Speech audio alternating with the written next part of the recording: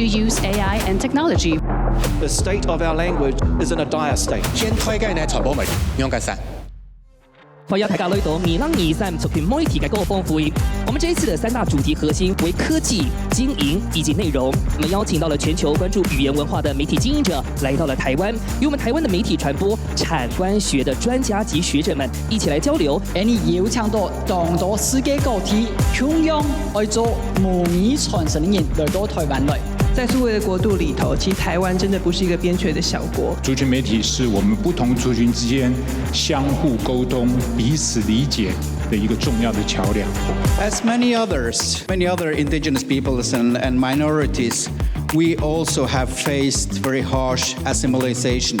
Whakaata Māori, our mission is to inspire audiences to speak Māori language. 我觉得对我们来说，最关键的事情是透过戏剧来跟大家对话，让我们认识那个时代不同底下人物的故事跟长相。我们要回归到戏剧，回归到人性，这个都是我们要有一个开阔的心胸，才能面对我们今天是想要讨论的问題。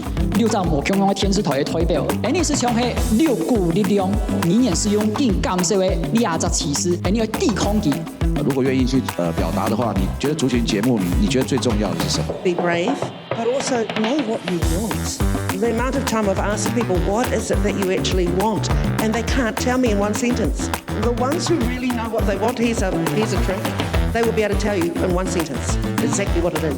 How we connect us, the operator of TV station, with younger audience. 在阮主的內容內底，當加發展，包括阮即馬拍一寡短影音，包括阮有新書的介紹。族語其實可以很時尚，在直播上，我們最近也在推動音樂的形式來吸引年輕族群。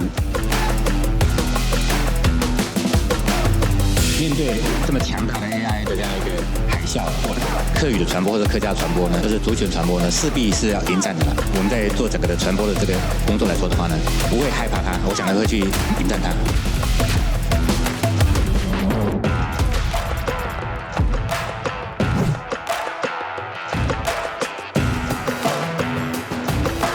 現在我們在做族群文化的思考，我們要很有自信的，它是一個主流的內容，怎麼去跟主流的媒體做競爭跟接觸，這個是我們在思考客家或者思考族群問題上的一個推進。If you are creating a story, if you are creating a production, if you are producing it, find your voice and believe in what you are doing, because no one else will.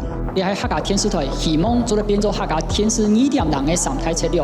佢客家天使可以超越客家，而客家天使希望超越天使。第三，客家天使希望自己做得超越台灣。